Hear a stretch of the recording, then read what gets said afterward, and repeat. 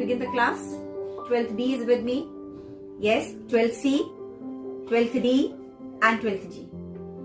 Wish you all a very bright and blessed morning, children. Before we start today's class, I would like to share a few things with you. I gave you a class test a few days back on the last lesson. Most of you have written very good answers. Most of you are getting very good marks. But tell me honestly, have you earned these marks? No. Children, you are young learners, you are smart learners, you have cheated. You have not just cheated on me, you have cheated with yourself. What you did was, you just typed the question in the Google and you got ready-made answers and you copy-pasted the answers in the Google form. This is bad. Dear children, these question answers are not going to stay with you for a long time. But when you are given some work to do, you read the text, you reread the text, you do some kind of research, some thinking, some original ideas, some critical creative thinking, that learning will stay with you for a longer time. Online learning and teaching is a brand new concept for both you and me. But that doesn't mean that we have to take up any shortcuts. Neither you nor me. I want you to become good learners, lifelong learners, and I want you to become good citizens, good human beings. So, since 2nd October is close by, all of you will be writing an article on Gandhi's philosophy and its relevance today. Before you do that, I want all of you to read a few books by Mahatma Gandhi. Based on your reading, you develop an article on Gandhi's philosophy and its relevance. And I'm sure all of you will enjoy your reading and writing the article. Thank you.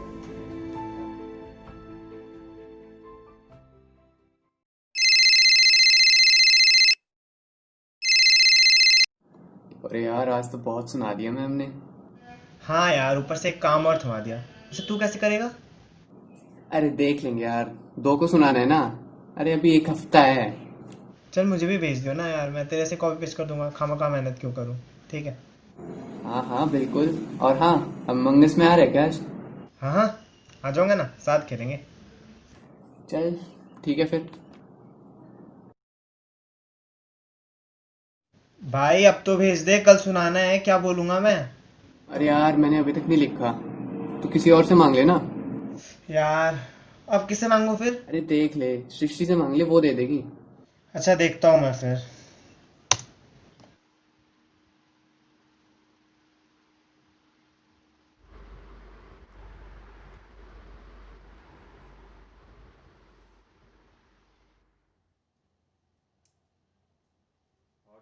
क्या कर रहा है? अरे ऐसे ही बेकार काम दे रखा है, ऐसे लिखना है गांधी जी के ऊपर।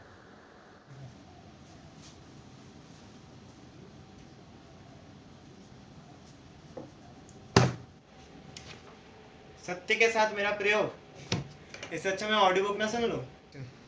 चल ये भी ठीक है।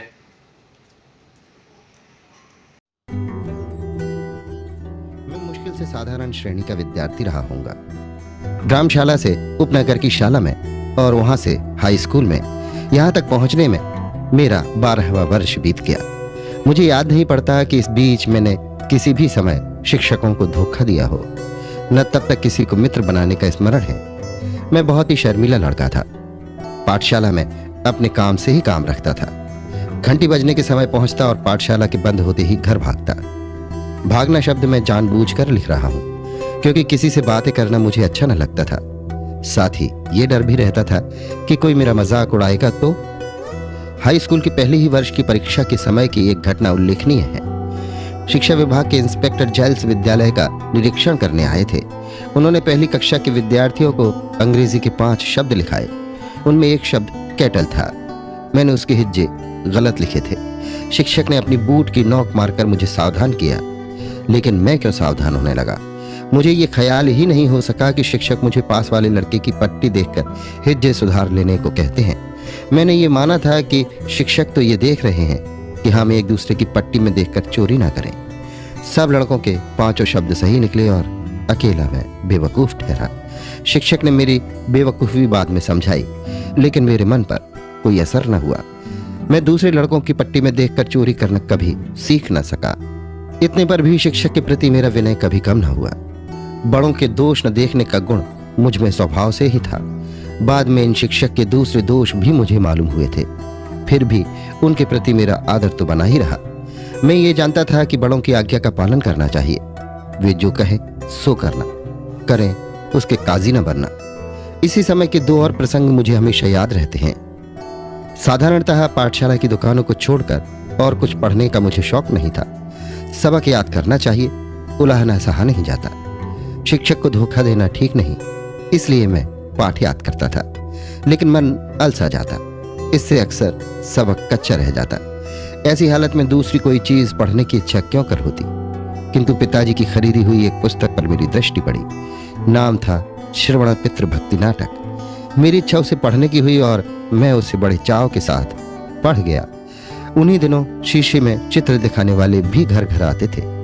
उनके पास भी श्रवण का वो दृश्य भी था जिसमें वो अपने माता पिता को कांवर में बैठाकर यात्रा पर ले जाता है। दोनों चीजों का मुझ पर गहरा प्रभाव पड़ा। मन में इच्छा होती कि मुझे भी श्रवण के समान बनना चाहिए। श्रवण की मृत्यु पर उसके माता पिता का विलाप मुझे आज भी याद है। उस ललित छंद को मैंने बाजे पर बजाना सीख लिया था। मुझे बाजा सीखने का शौक था और पिताजी ने एक बाजा दिला भी दिया था। इन्हीं दिनों कोई नाटक कंपनी आई थी और उसका नाटक देखने की इजाजत मुझे मिली थी। हरिश्चंद्र का आख्यान था। उस नाटक को देखते हुए मैं थकता न था। उसे बार बार देखने की इच्छा होती थी, लेकिन यूं बार बार जाने कौन देता। पर अपने मन में मैंने उस नाटक को सैकड़ों बार खेला होगा। मुझे हरिश्चंद्र के सपने आते। हरिश्चंद्र की तरह सत्यवादी सब क्यों नहीं होते, ये धुन बनी रहती। हरिश्चंद्र पर जैसी विपत्तियां पड़ी वैसी विपत्तियों को भोगना और सत्य का पालन करना ही वास्तविक सत्य है।